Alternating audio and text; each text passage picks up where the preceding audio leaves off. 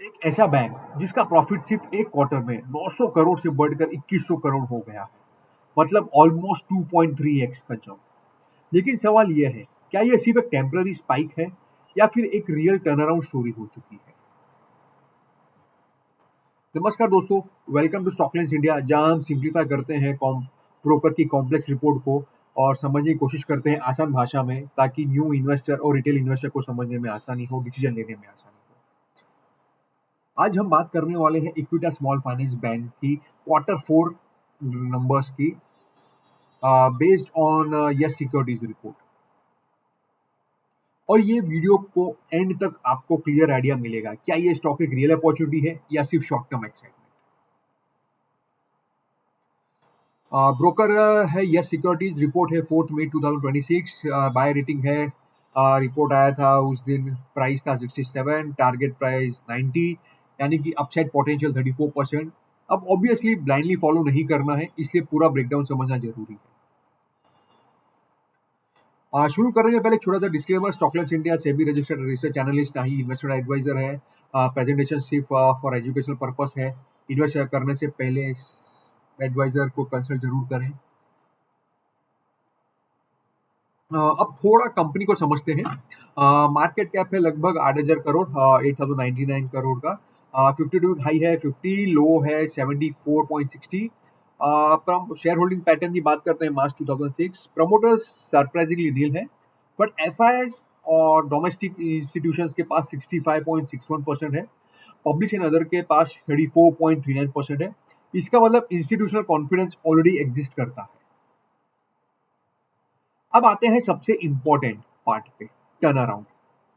Quarter 3 में profit था approximately 900 crore, और क्वार्टर 4 में जंप करके हो गया है 2127 करोड़, मतलब 136% क्वार्टर ऑन क्वार्टर ग्रोथ। ये नॉर्मल ग्रोथ नहीं है, ये सिग्नल है कि कुछ फंडामेंटल चेंज हो रहा है बिजनेस में।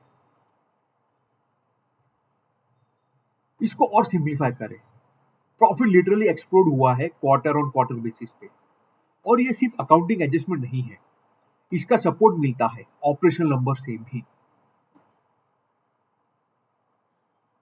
पीपीओपी यानी core operating profit, pre provisioning operating profit भी कहते हैं, कि प्रोविजन जो करते हैं उसके पहले का प्रॉफिट, जो है 31% ग्रोथ हुआ है। मतलब कोर बिजनेस भी स्ट्रांग हो रहा है, सिर्फ वन टाइम गेन नहीं है। अब क्वेश्चन, ग्रोथ आ कहां से रही है? तो एज पर द रिपोर्ट जो यस सिक्योरिटीज की है, एयूएम ग्रोथ हुआ है 21% year on year. Disbursement strong है, मल्टीपल सेगमेंट कंट्रीब्यूट कर रहे हैं। ये ब्रॉड बेस्ड ग्रोथ है, सिग्नल सेगमेंट पे डिपेंडेंट नहीं है, मतलब मल्टीपल सेगमेंट पे फोकस कर रहे हैं rather than relying on a single segment. सबसे पावरफुल इंप्रूवमेंट मार्जिन्स में, जो नेट इंटरेस्ट मार्जिन एक्सपेंशन हुआ है 60 basis point. Reason, cost of funds कम हुआ है, यील्ड इंप्रूव हुआ है। बैंकिंग बिजनेस में नेट इंटरेस्ट मार्जिन इंप्रूव होना is equal to direct profit boost, तो ये मेन ड्राइवर भी रहा है।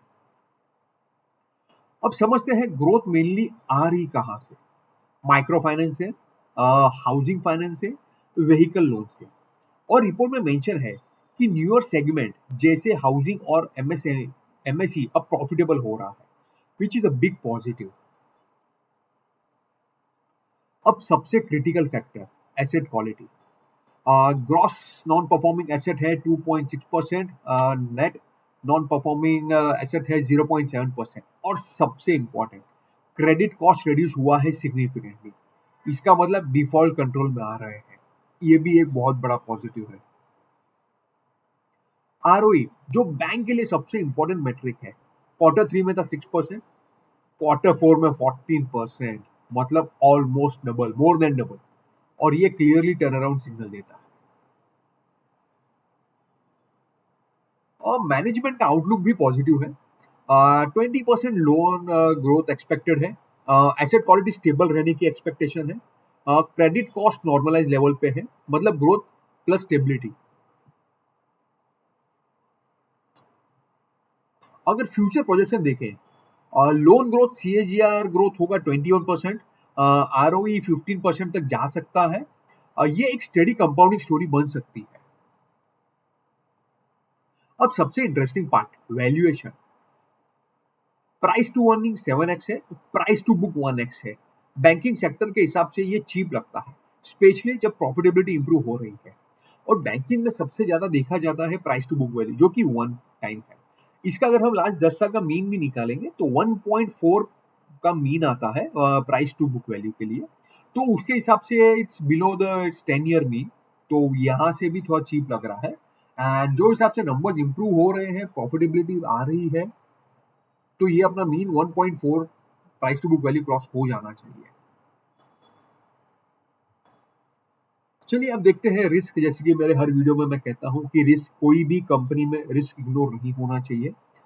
तो इसमें है माइक्रो फाइनेंस एक्सपोजर है, वो एक थोड़ा रिस्क हो सकता है। मैक्रो स्लो डाउन अगर हो जाएगा तो जो इनका लोन बुक ग्रो हो रहा है वहां पे थोड़ा इम्पैक्ट आ सकता है। कस्टमर लेवल स्ट्रेस हो सकता है। अगर ये फैक्टर वर्सन हुए तो इम्पैक्ट आ सकता है। तो ओवरऑल पिक्चर क्या है? प्रॉफिटेबिलिटी कमबैक है, आरओ इंप्रूवमेंट है, आरओए में इंप्रूवमेंट है, स्ट्रॉन्ग ग्रोथ गाइडेंस है, 20% प्लस ग्रोथ गाइडेंस है, और चीप वैल्यूएशन है, तो अपसाइड पोटेंशियल भी दिख रहा है। ये तीनों मिलकर एक स्ट्रॉन्ग टर्न अराउंड केस बनते हैं। सो डेफिनेटली इन्वेस्टर जो कि बड़े good fundamental and turn around story पे बिलीव करते हैं, थोड़ा पेशेंस रखना चाहते हैं, रख सकते हैं, वो डेफिनेटली ये स्टॉक को देख सकते हैं as per yes securities report के हिसाब से भी। बाकी यस, मार्केट वॉलेटिलिटी होगा, तो वो मैनेज करना, वो सहना, it's a part of the game, that's a investment journey जो मैं कहता हूँ, तो उसे ध्यान नजरअंदाज नहीं कर सकते। अगर आपको ऐसे हिडन टर्न अराउंड स्टॉक्स चाहिए, कमेंट टर्न अराउंड करिए, मैं और वीडियोस बनाऊंगा। हम जहाँ पे